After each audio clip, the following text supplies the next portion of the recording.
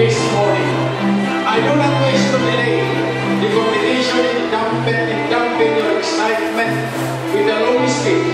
So please allow me to be as brief and straightforward as possible. And God, allow you, amen.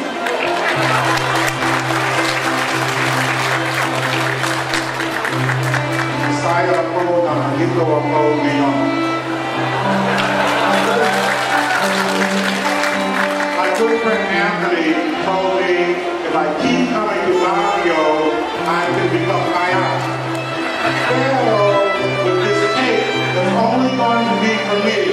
I will still be to mom and won't get rid of my bill. But I'm very, very happy to be here once again. Thank you all so much. And on behalf of the United States Embassy, it really does give me great pleasure to welcome everyone to the 9th annual Hotel, Restaurant, and Tourism Weekend at the Baguio Country Club in SM City, Baguio. Ready? 1, 2, 3. Big hand, ladies and gentlemen.